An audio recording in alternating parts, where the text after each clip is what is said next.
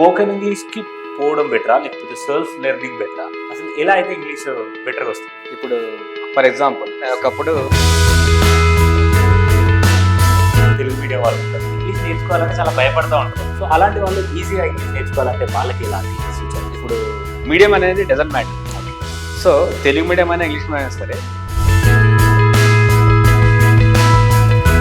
ఏబిసిడీలు కూడా రాని వాళ్ళకి ఇంగ్లీష్ నేర్చుకోవాలని తప్పని ఉంది సార్. అలాంటి వాళ్ళు మీ దగ్గర వస్తే మీరు ఇన్ని రోజుల వాళ్ళకి ఇప్పుడు నిన్ననే ఒక కాల్ వచ్చింది నాకు కోరమంట నుంచి. అతను ఏమంటాడంటే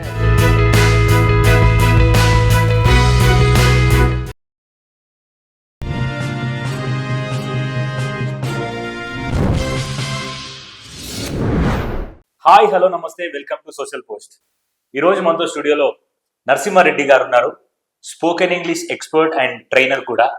మనకు తెలుసు మన డైలీ లైఫ్లో ఇంగ్లీష్ అనేది మనకి ఎంతగా ఉపయోగపడాలి, అసలు ఎంత ఉపయోగం ఉంది, అసలు దాని ఇంపార్టెన్స్ ఎలా ఉంది. మన జాబ్ దగ్గరికి వెళ్ళినా కాలేజ్ దగ్గరికి వెళ్ళినా ఇంగ్లీష్లో మాట్లాడకపోతే మనల్ని అందరూ అరే ఏంద్రా వీడు ఆ మాత్రం ఇంగ్లీష్ మాట్లాడా అన్నట్టుగా చూస్తూ ఉంటారు. సో అలాంటి ఇంగ్లీషు నేర్చుకోవడానికి మనకు తపనున్న కొన్ని ప్లేసెస్లో మనం నేర్చుకోక మళ్ళీ ఇంకో ప్లేస్కి వెళ్ళిన తర్వాత అయ్యో నేర్చుకుంటే బాగుంటుంది అని బాధపడే సందర్భాలు చాలా ఉన్నాయి. సో అలాంటి విషయాల గురించి, అసలు ఇంగ్లీష్ ఇంపార్టెన్స్ ఎలా ఉంటుంది, లిజనింగ్ ఎలా ఉండాలి, ప్రొనౌన్సియేషన్ ఎలా ఉండాలి, గ్రామర్ని ఎలా యూజ్ చేయాలి, సో ఇలాంటి బేసిక్ క్వశ్చన్స్ని మనం సార్తో మాట్లాడి ప్రతిదానికి మనం ఆన్సర్ తెలుసుకుందాం. ముందుగా సార్ని వెల్కమ్ చేద్దాం. నమస్కారం sir. Good morning sir. Good morning sir. మనం చూసినట్టయితే డైలీ లైఫ్లో ఇంగ్లీష్ అనేది చాలా ఇంపార్టెంట్ అయిపోయింది సార్. ఈవెన్ గ్రాసరీ షాప్లోకి వెళ్ళినా కూడా వాళ్ళు ఇంగ్లీషే మాట్లాడుతున్నారు. అవునండి. సో ఇలాంటి టైంలో స్పోకెన్ ఇంగ్లీష్కి పోవడం బెటరా లేకపోతే సెల్ఫ్ లెర్నింగ్ బెటరా? అసలు ఎలా అయితే ఇంగ్లీష్ బెటర్గా వస్తుంది? ఇప్పుడు ఫర్ ఎగ్జాంపుల్ నేను ఒకప్పుడు రైల్వే జాబ్స్ ట్రై చేసేవాడిని సార్. రైల్వేలో జాబ్ రావాలి మనకు మ్యాథ్స్ వచ్చు కాబట్టి ఇంట్లో కోసం ట్రై చేద్దాం మనం ట్రై చేస్తున్నాను. ఒక 10 years ట్రై చేశాను. నేను బెంగళూరుకి వెళ్ళాను, ఇంటర్వ్యూ అటెంప్ట్ చేశాను. ఇంటర్వ్యూ రిటర్న్ టెస్ట్ క్రాక్ చేశాను నేను. Okay sir. సైకాలజీ ఫెయిల్ అయిపోయింది. అరే జాబ్ రాలేదు నాకు. అవును. సో నేను ఎన్ని వేస్ట్ చేసిన, ఓ 10 ఏళ్ళు వేస్ట్ చేసిన. అదే మీరు డబ్బులు స్పెండ్ చేసి మీరు ఒక ఇంట్రెస్ట్ అంటే కోచింగ్ సెంటర్కి వెళ్ళారు ఫర్ ఎగ్జాంపుల్, మన ఫోకస్ అంతా దానిపైన ఉంటుంది కాబట్టి ఆటోమేటిక్గా జాబ్ వచ్చే ఛాన్స్ ఉంటుంది. మనం ఏం చేస్తామంటే మన కాన్ఫిడెన్స్ ఉంటుంది కానీ కొన్ని టెక్నిక్స్ తెలియదు కదా, నాకు జాబ్ మిస్ అయింది అంటే కెరీర్ పోయినట్టే కదా. సో మనం సెల్ఫ్గా ప్రాక్టీస్ చేస్తామంటే ఏమైనా ఇప్పుడు మన సివిల్స్ చాలా మంది ఏం చేస్తుంటే కాన్ఫిడెన్స్ ఉంది, ఎవడో లక్షల్లో కొనికి సివిల్స్ వస్తుంది, గ్రూప్ 1 వస్తుంది, అది రేర్ అది. అవును. కానీ మనం కోచింగ్కి వెళ్తే ఆటోమేటిక్గా మనకు జాబ్ వచ్చే ఛాన్స్ ఉంటుంది, ఫోకస్ ఉంటుంది అక్కడ. వాళ్ళు క్వశ్చన్ చేయొచ్చు, ఆన్సర్. ఇప్పుడు స్పోకెన్ తీసుకుందాం ఫర్ ఎగ్జాంపుల్, మనం ఏం చేస్తాం, ఒక టాపిక్ ఇస్తాం, చెప్పమంటాం, సెల్ఫ్ ఇంట్రడక్షన్ చెప్పమంటాం, ఒక స్టోరీ చెప్పమంటాం, కరెక్షన్స్ ఉంటాయి అక్కడ, డిబేట్స్ ఉంటాయి అక్కడ. అదే మనం సెల్ఫ్గా ట్రై చేస్తే మనకు సపోర్ట్ చేసే వాళ్ళు ఎవరు ఉంటారు? వినడానికి పని చేస్తుంది, మాట్లాడడానికి పని చేయదు కదా. So it take some time, అంటే మీకు టైం చాలా తీసుకుంటుంది అది. ఓకే. మీరు సెల్ఫ్గా నేర్చుకోవాలనుకుంటే టైం పడుతుంది, ఏదైనా అంతే కదా. అంతే కదా. ఇప్పుడు స్కూల్ అయినా కాలేజ్ అయినా సరే, ఇప్పుడు అకౌంట్స్ అయినా సరే, ఏదైనా సరే ట్యూషన్ కానీ టీచర్ కానీ ఉంటేనే మనకు తొందరగా ఎక్కుతుంది, లేకపోతే ఎక్కదు కదా. అంతే. So if you join spoken English it will become easy to you, nothing more than that. Okay sir. It takes short time of span. అవును sir. But when you're not joining it takes more time.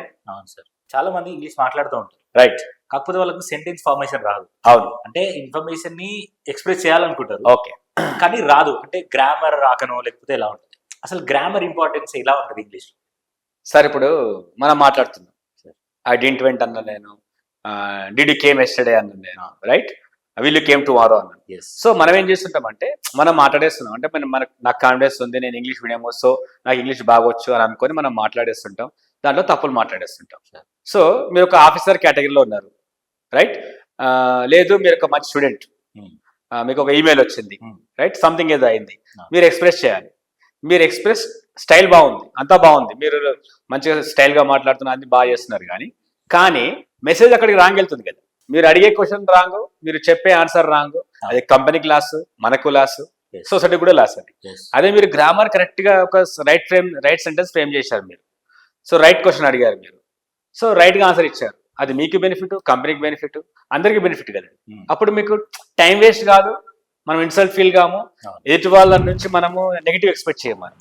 So మీరు positive expect చేయాలంటే ఆ positive sentence frame చేయడం నేర్చుకోవాలి, negative sentence frame చేయడం నేర్చుకోవాలి, SRO question frame చేయడం నేర్చుకోవాలి, డబ్ల్యూహెచ్ క్వశ్చన్ ఫ్రేమ్ చేయడం నేర్చుకోవాలి, జాయినింగ్ ఆఫ్ సెంటెన్స్ నేర్చుకోవాలి.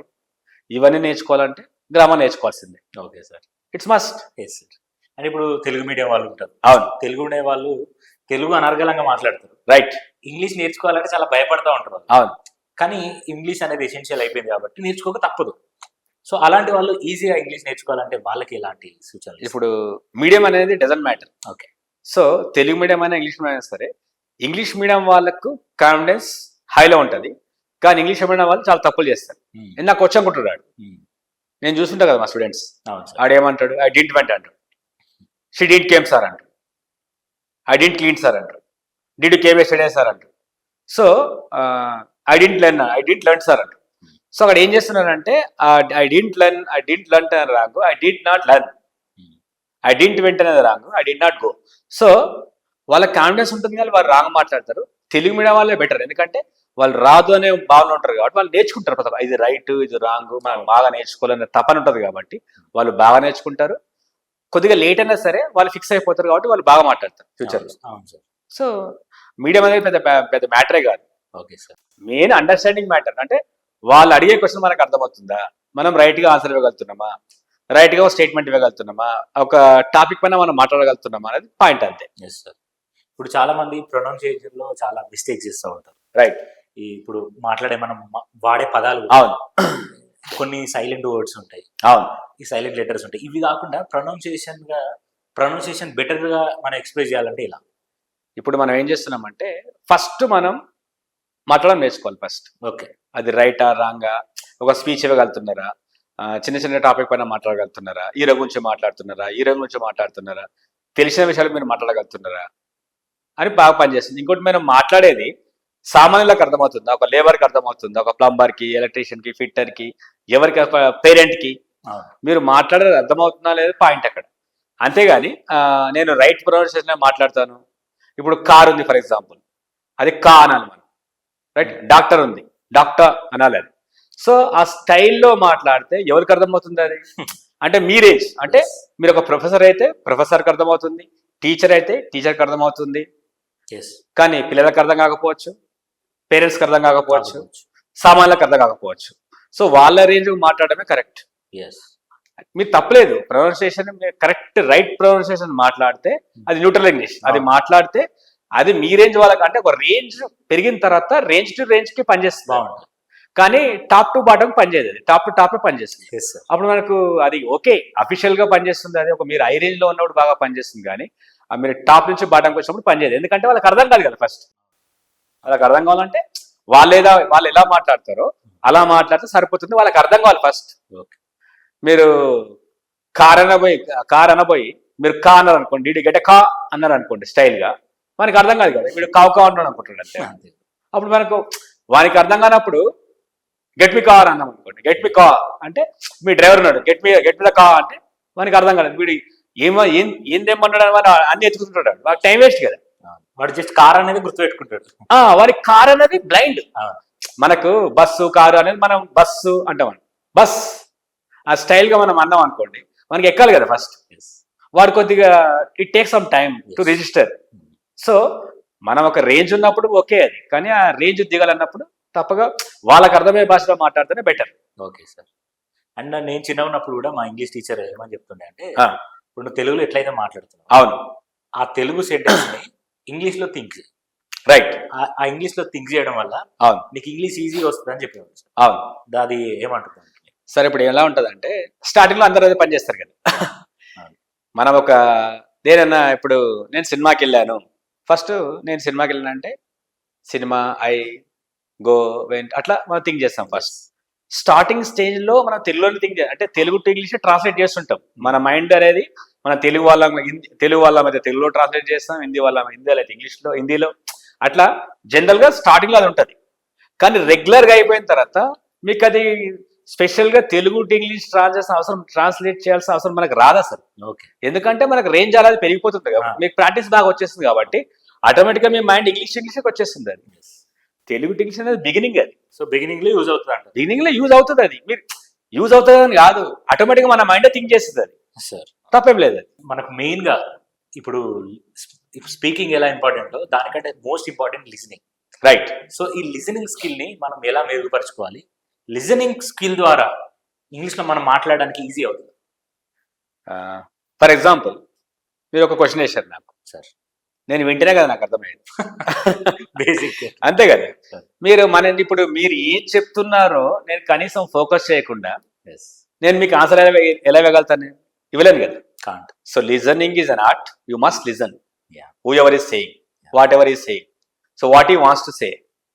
చాలా మంది మనం ఏమనుకుంటామంటే మనం ఏం వినాలనుకున్నామో అదే వింటాం, ఎస్ అతను చెప్పాలనుకున్నది వినం. సో అతను ఏం చెప్తున్నాడో మనం దాని పైన ఫోకస్ చేస్తే మీరు అతనికి సమాధానం ఇవ్వగలుగుతాం. ఎస్ అంటే వాళ్ళకి కరెక్ట్గా వాళ్ళకి ఏం కావాలో మనం ఆన్సర్ ఇవ్వగలుగుతాం. ఎస్ ఇప్పుడు ఎగ్జామ్లో ఫెయిల్ అయ్యేది ఎందుకు? ఎగ్జామ్ క్వశ్చన్ సరిగ్గా చూసి రాయకపోవడం వల్ల. వాడు లెసన్ అయినాడు కదా ఫస్ట్. ఓ అక్కడ నుంచి అర్థమైందా? అసలు ఎగ్జామ్ ఎగ్జామ్ లో ఎందుకు ఫెయిల్ అవుతారంటే వాడు లెసన్ అయినాడు ఫస్ట్. ఇప్పుడు మేము లెసన్ చెప్తుంటాం, వాడు పక్కనకి ఇస్తుంటాడు, లేకపోతే వాడు కామెంట్ చేస్తుంటాడు. వాడు ఏం చేస్తాడంటే దానిపైన ఫోకస్ చేయడు. వాడు అసలే లెక్చరర్ కానీ టీచర్ కానీ చెప్పింది మనం విన్నాం అనుకోండి, 50% మనకు మైండ్లో ఉండిపోద్ది. నెక్స్ట్ ఆ ఇంటికి వెళ్ళిన తర్వాత ఒకసారి తిప్పితే ఇంకో 75%, ఎగ్జామ్ ముందు ఒకసారి తిప్పితే 100% వచ్చేస్తుంది, రాస్తే మొత్తం వచ్చేస్తుంది. కానీ మనం పని చేయం కదా, మనం టైంపాస్ స్కూల్కి వెళ్తాం, టైంపాస్ కాలేజ్కి వెళ్తాం, పేరెంట్స్ పంపిస్తున్నారు కాబట్టి వెళ్తున్నాం కాబట్టి నాకు రాదు. సో లిజనింగ్ అనేది very much important. It's a very big art. So మనం వింటే ఖచ్చితంగా వస్తుంది. ఫర్ ఎగ్జాంపుల్, సో నేను రెగ్యులర్గా వింటుంటాను. ఫర్ ఎగ్జాంపుల్ టెడెక్స్ స్పీచెస్ కానీ, ఏదైనా సెలబ్రిటీ స్పీచెస్ కానీ, ఏదైనా సరే, ఇప్పుడు ఇంగ్లీష్ టాపిక్స్ కానీ, డిబేట్స్ కానీ. ఒకప్పుడు నేను ఏం చేసామనంటే అర్నబ్ గోస్వామి వినేవాడిని బాగా. Times now Arnab Goswami debates బాగుంటాయి. ఎలాంటి వాడిని అయినా క్వశ్చన్ చేస్తాడు, చంపేస్తాడు ఆయన. సో ఆ వింటే అప్పుడు మీకు ఏమర్థం అవుతుంది? ఓకే, కొన్ని వొకాబులరీ తెలుస్తుంది మనకు, కొత్త కొత్త పదాలు, ఆ కొత్త కొత్త పదాలు తెలుస్తుంటాయి. లాంగ్వేజ్ ఎలా వాడుతున్నాడు, ఎలా క్వశ్చన్ చేస్తున్నాడు, ఎలా ఆన్సర్ ఇస్తున్నారు. చూడండి, ఫర్ ఎగ్జాంపుల్ మన అసదుద్దీన్ ఓవైసీ. సో ఆయన స్పీచ్లు బాగా ఇస్తాడు.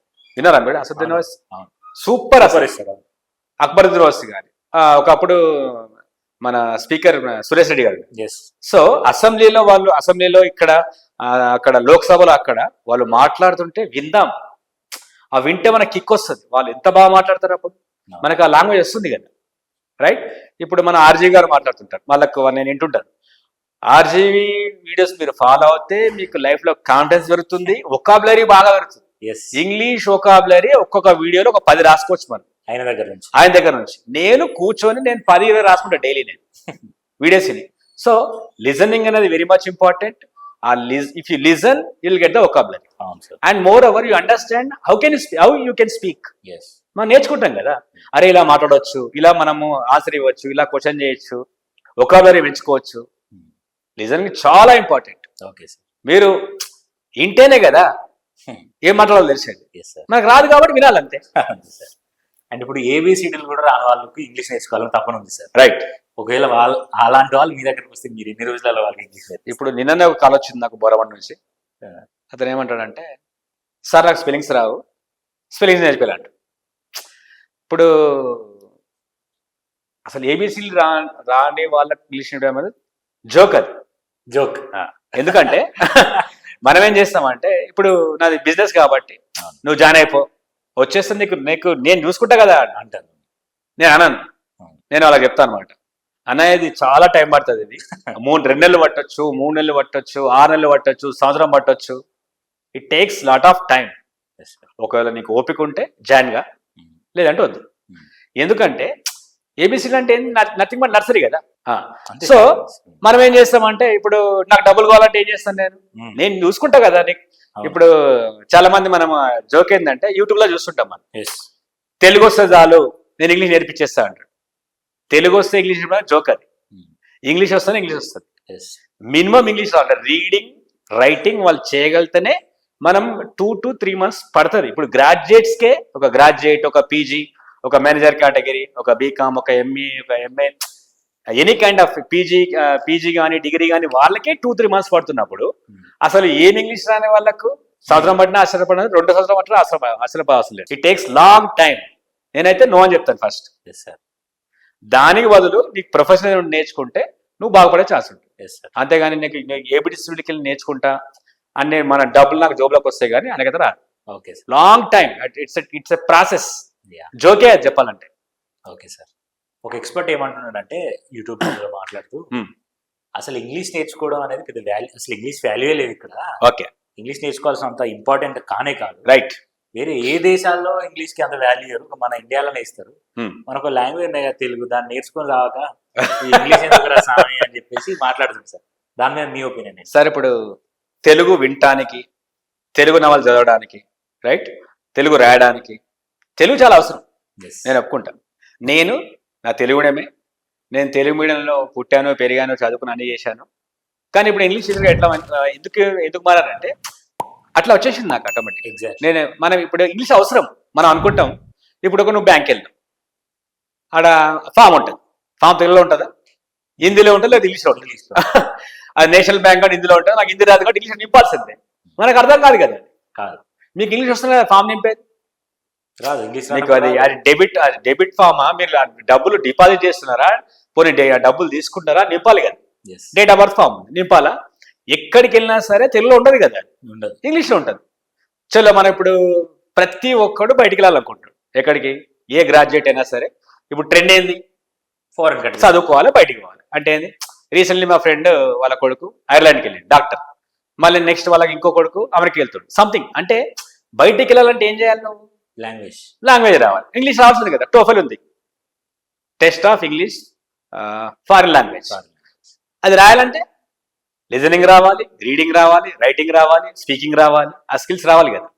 ఇప్పుడు జాబ్ ఉంది ఫర్ ఎగ్జాంపుల్, ఇప్పుడు మనకు అనుకుందాం హైదరాబాద్ ఉంది ఫర్ ఎగ్జాంపుల్, నువ్వు ఒక డ్రైవర్, రైట్, ఒక ఫార్నర్ వచ్చింది ఫర్ ఎగ్జాంపుల్, నువ్వు చార్మినార్ చూపించాలి, గోల్కొండ చూపించాలి, సాలార్జంగ్ మీద చూపించాలి. ఇప్పుడు ఆమెతో ఏం మాట్లాడతావు? మాట్లాడలేం కదా. సో అప్పుడు మనకి ఇంగ్లీష్ రావాల్సిందే కదా. అంటే డ్రైవర్ కూడా ఇంగ్లీష్ రావాల్సిందే. ఇప్పుడు సెక్యూరిటీ గార్డ్ ఉన్నాడు ఫర్ ఎగ్జాంపుల్, ఐటీసీలో జాబ్ వచ్చింది, గూగుల్ సెక్యూరిటీ గార్డ్ ఉన్నాడు, రైట్. గూగుల్ అంటే ఏంటి? Software company. మన తెలుగు మాట్లాడేది మనకు అర్థం కాదు కదా క్లయింట్కి. అవును, ఇంక మన ఇంగ్లీష్ మాట్లాడాల్సిందే కదా. చెప్పాలంటే ఇప్పుడు ఇంగ్లీష్ లేని ప్రపంచమే లేదు.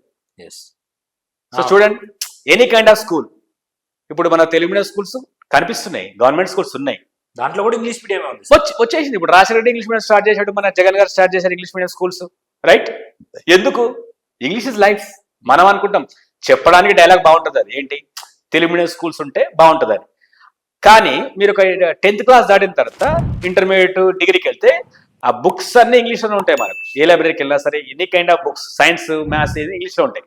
సో మనకి ఇంగ్లీష్ రాకపోతే మనకు అర్థం కాదు కదా. ఫస్ట్ మస్ట్ అది నేర్చుకోవాల్సిందే, తప్పదు. Okay sir.